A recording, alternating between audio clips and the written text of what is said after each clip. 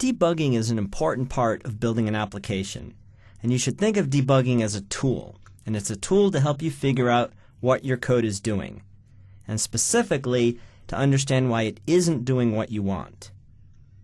And the main tool you'll use is the Visual Studio Debugger. And with the debugger, you can pause execution, so you can select a line of code and say stop executing here, and then you can examine your code line by line as it runs. You can evaluate variables, you can change their values to see what would happen in a different scenario, and you can actually make changes to the code and then continue execution. And the main way you're going to pause execution while an application is running is through breakpoints. Breakpoints are basically instructions to the debugger to pause the execution of the application at a point.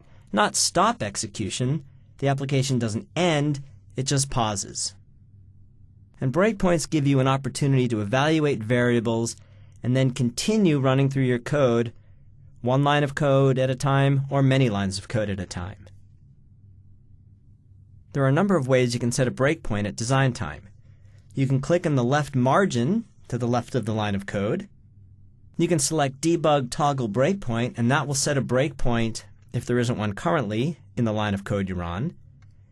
You can also right-click on a line of code and select Debug, then Breakpoint, then Insert Breakpoint. If you want to remove a breakpoint, then you basically do the opposite of these. Click again in the left margin to the left of the line of code, and that will turn off the breakpoint. Select Debug Toggle Breakpoint, and if there's a breakpoint, it'll be turned off. Or right-click on the line of code, select Debug, Breakpoint, Delete Breakpoint. When the debugger hits a breakpoint, it'll pause execution of the program, and at that point, you have a number of choices as to how to continue executing. You can step into, and that will execute the next line of code. If the next line of code happens to be a method call, then execution will stop at the first line of that method. You can step over, which will execute the next line of code, and the difference between into and over is that if you step over a method call, then the method runs without stopping. So on many lines of code, step into and step over do the same thing. They differ if that next line of code happens to be a method. If you're inside a method, you can step out. The rest of the method will run, and execution will stop on the line of code that called the method. If you just want to continue executing the program until the next breakpoint, then you can continue. If you want to stop running the program, then you can stop debugging. You might in the process of debugging found something that needs to be fixed, and so you just stop the application. And you can select Restart to cause the program to start up again from the beginning. You're not limited to running code one line at a time in debug mode. You can right-click on any line of code and select Set Next Statement, and that will be the next line of code that runs. You can also drag the execution arrow, which is a yellow arrow over on the left. You can drag that down to the line of code you want to execute next. And you can right-click on a line of code and select Run to Cursor, and the application will continue executing and pause on that line of code. If you just set a breakpoint, it's pretty much on or off. If you have a breakpoint on a line of code, the debugger will stop there. But you can also set a conditional breakpoint. And that gives you the ability to control when a breakpoint causes the execution to be paused. So you can set up a condition. You might say, debug this if the user entered any value greater than 10. If the user didn't enter a value greater than 10, then don't pause execution. You can also control breakpoints by setting a hit count. And you use the hit count to determine whether or not execution pauses, and it's based on a counter. You can say your hit count can specify a value, so break the 5th time this line of code runs. The hit count can be a multiple, so break every other time this runs. Or you can set the hit count to greater than or equal to. So in the first example, if you set the hit count equal to 5, then the code will break only the 5th time that line of code runs. In this third example, if you enter a 5, then the 5th time that line of code runs, it'll break, and the 6th and the 7th.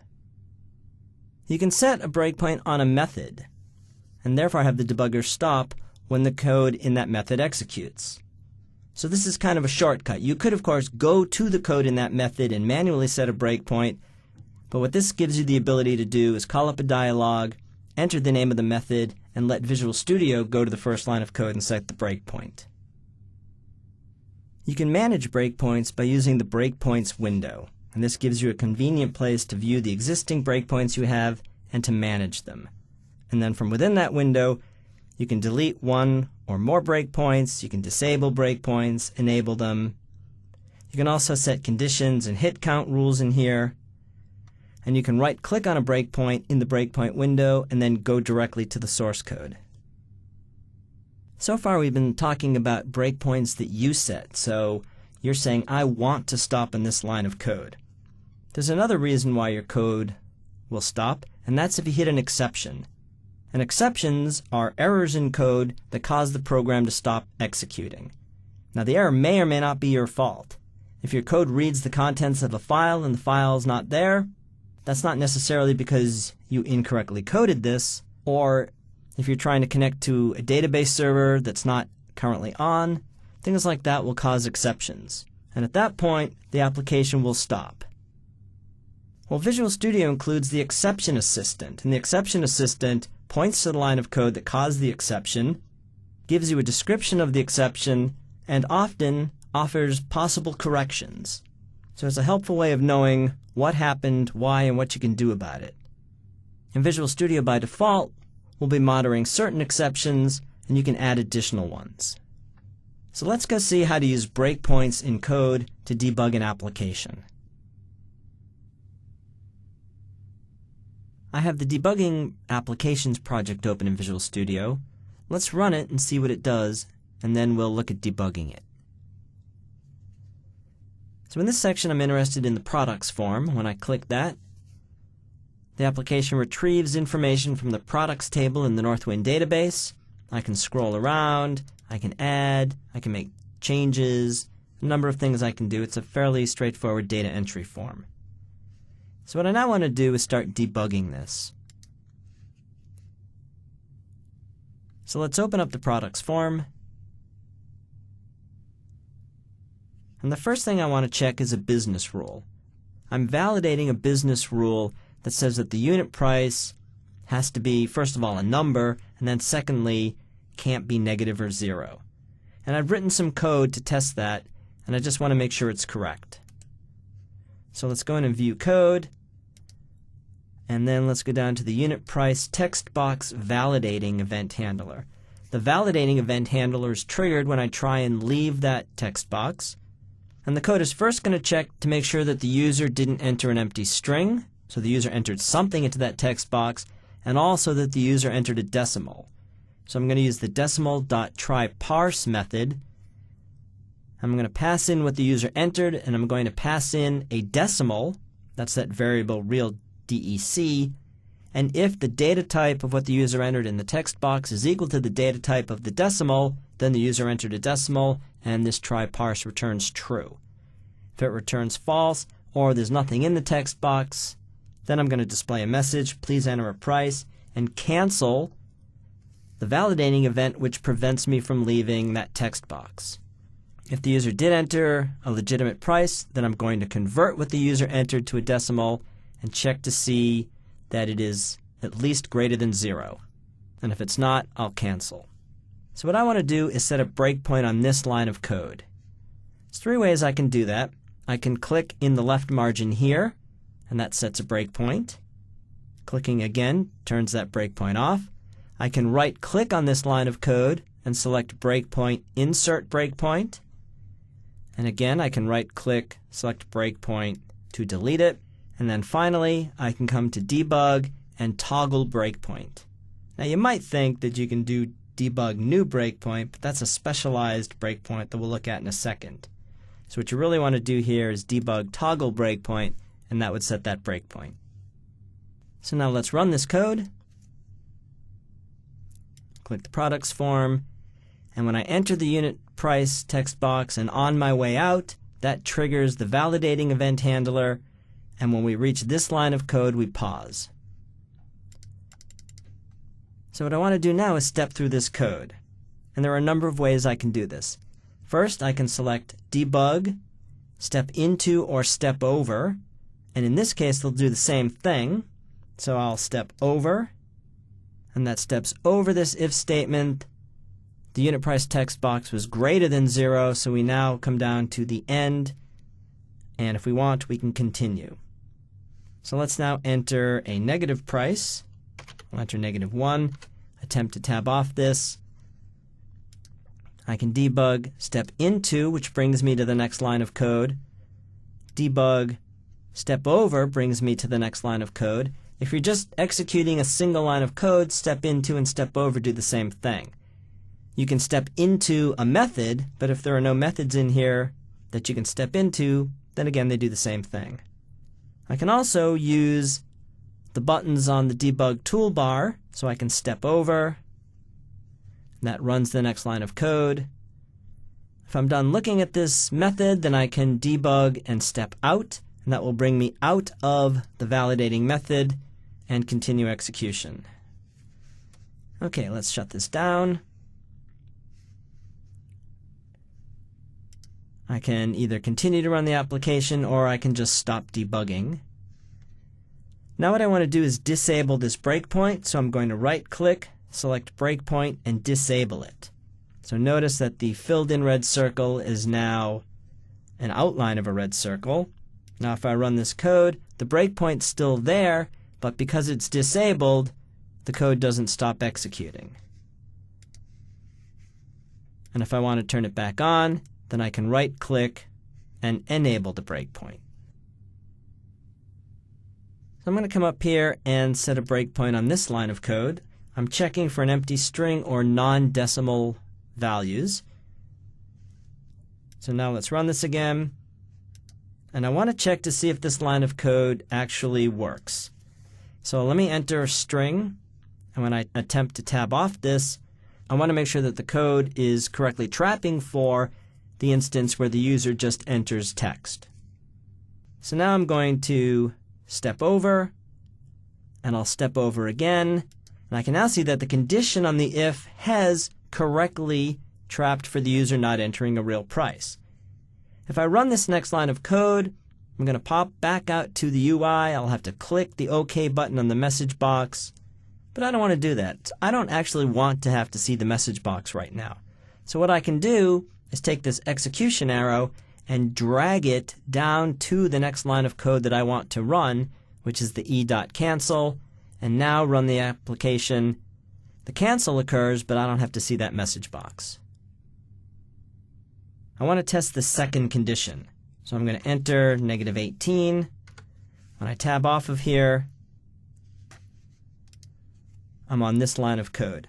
Now I know that I've entered a -18, and I know that this condition is false, so I don't want to step through this code. I could drag the execution arrow down, but what would also be easy would be to move down to the next line of code that I want to run, which is this second if statement, right-click on it and select Run to Cursor. And now my program executes down to there. Okay, let's stop execution from here, and let's look at setting conditional breakpoints. So far with the breakpoints we've set, execution stops every time those breakpoints are hit. What I can do is set conditions that determine when the breakpoint pauses execution. So the first thing I want to do is I don't want to check the unit price on discontinued items. If the product's been discontinued, then I don't care what the price is. So I will right-click on this and select Breakpoint Condition. Now I'll set the condition to the discontinued checkbox on the form. That checked property is equal to false. And as long as that condition is true, then we'll break. So I'll click OK. I see that the breakpoint now has a plus sign in it, indicating to me that it has a condition. And now let's run this. Open up the products form. This product has not been discontinued, so when I click in the unit price and click out, then we hit our breakpoint. Continue running, so if I click continue, we'll just continue executing. Now let's discontinue this product, and when I click in the unit price and click out, the breakpoint is not hit, It's only hit if the product is not discontinued. There's another way we can do conditions. So I'll right-click on this, breakpoint, come into condition, and I can check for conditions that have changed. So I want to be able to test a range of products, and I only want to debug when I change the range. So what I'll do is I'll set this condition. Convert to decimal unit price text box dot text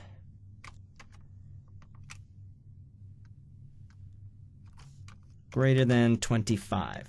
And right now, what will happen is anytime I enter a price greater than 25, we'll hit a breakpoint. But now I want to set this condition to that expression has changed. So if I enter a price of 18, 20, 15, I won't break, but then when I switch over and enter a price greater than 25, we will break. So let's see how that works. Okay, we'll run this. Come into the form.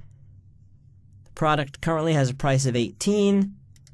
When I tab off this, the breakpoint is hit because that expression has now been evaluated for the first time. So Visual Studio considers that as having changed. But now I come out, I can enter 15, we don't break. 3, we don't break. But now when I enter 30, now that condition has changed and will break.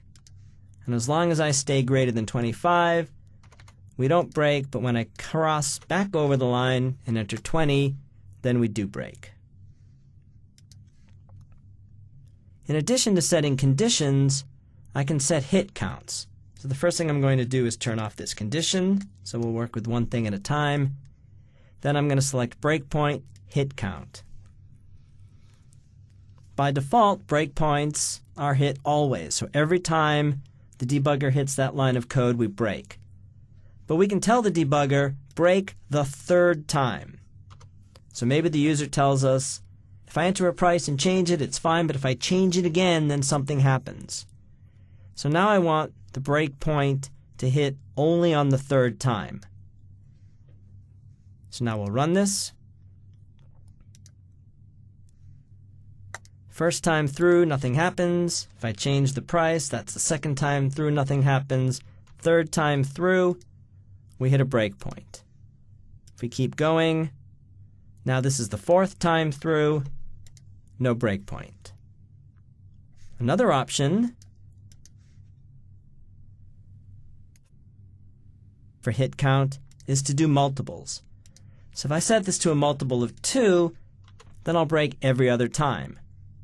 Or I could set this to greater than or equal 3, then it would break on the third, fourth, fifth, etc. Okay, we'll leave this in place. I'm going to set this one again, because we'll look at these later on, and now let's move on. On the form, when I click the Save button, I'm going to call the Save Changes method. And that's here. That calls the Validate Data method and then saves the changes. In addition, all the way down here, in the form closing method, I'm going to detect if the user has made changes, and if so, ask the user, do you want to save your changes? If they do, then I'm going to call Save Changes. And what I want to do is step into the Save Changes method. Here's the least efficient way of doing that. I'm going to set a breakpoint here and step into Save Changes. And then I'm going to come all the way back to, if I can find it, here, and set a breakpoint and step into Save Changes. So now let's run this. So now when I click Save, I can now step into this method, and now I could step through, I can work with this code. Let's continue. Or if I make changes, when I go to close the form knows that I made changes, asks me, do you want to save your changes? I say yes. And once again here, I can step into the Save Changes method. Well, if that seems pretty inefficient to you, I agree. I don't want to have to find every instance of where I call Save Changes and set a breakpoint just to step into the Save Changes method. So I have another option. I can come find the save changes method and put a breakpoint on the first line of code. That would be better, but I actually have another option. Let's say I'm down here looking at the form closing code, and I say, you know what? I want to break in the save changes method all the time, but I don't want to have to go find that.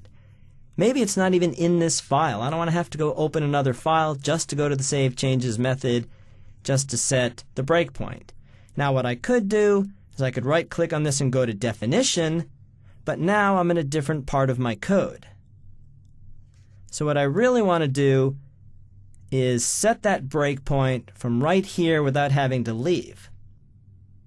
So to do that, I'll go to debug, select new breakpoint, break at function, and enter the name save changes and click OK. And then I also want to do this validate data method.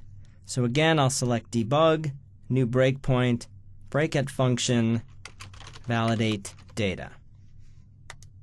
Now let's run this. Go into the products form. When I click save, we're automatically breaking as we enter into save changes. And if I continue, we're also breaking when we enter validate data. So from in here, I can look at this code, decide that's good, step out, which brings me back to save changes.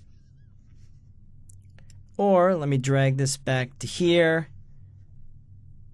step over that, and at this point I can decide whether I want to step into that method or step over it. Although stepping over it doesn't matter because there's a breakpoint in there. I just wanted to show you the difference. Step out, run down to here, and there we go. Then continue, we keep going. Okay. Let's stop. Now if I want to see all the breakpoints I have, I can use the Breakpoints window. And I can get to that by selecting Debug Windows Breakpoints. And that will show me all of the breakpoints I have. It will show me if they're conditional, if they have a hit count. I took the condition off of this other one, so that's why it doesn't display, but if I'd left the condition in there, it would show me that. So I can add a new breakpoint at function from here. I can delete a breakpoint. I can delete all of my breakpoints. I can disable all of my breakpoints. I can go to the source code. So if I want to go to this line of code, I click and I go right there. So far we've been looking at setting breakpoints and determining when our code pauses. So when the code hits these breakpoints, the code pauses, and that was all on purpose. But there will be times when your code will stop not on purpose. Let's go see an example. If I click View the Log, this code throws an exception. Directory not found exception was unhandled. Could not find a part of the path, /appdev debugging apps log. And that's because I haven't created this file yet. We do that in a different section. So this code's trying to read this file, but it doesn't exist. And in fact, the directory doesn't exist. So this is an exception which is not handled, and therefore the application stops and Visual Studio shows me the exception assistant. And the exception assistant is this dialog which tells me the exception in the title bar and then a description and then offers me some troubleshooting tips. And this description tells me everything I need to know. The file doesn't exist, or the folder doesn't exist. So I kind of know what to do to solve this problem. You actually have some control over when you get the exception assistant and when Visual Studio stops executing on unhandled exceptions. You can select Debug Exceptions, and here's a list of exceptions. So under Common Language Runtime Exceptions, here are namespaces. I know that file IO is in the system.io namespace. Here's the directory not found exception. So if I wanted Visual Studio to stop breaking when that occurred, I could uncheck this. Now, I think in general it's a good idea to leave these all checked. That's the kind of exception I want to know about during testing. And Visual Studio gives me the exception assistant, which tells me what happened, and in this case, some good advice as to what to do about it. But if you want, You can fine-tune when Visual Studio breaks on unhandled exceptions. So what you've seen in this demo is how to set breakpoints and control when your application pauses, so that you can step through code, investigate what's going on, and confirm that your code is doing what you want it to do.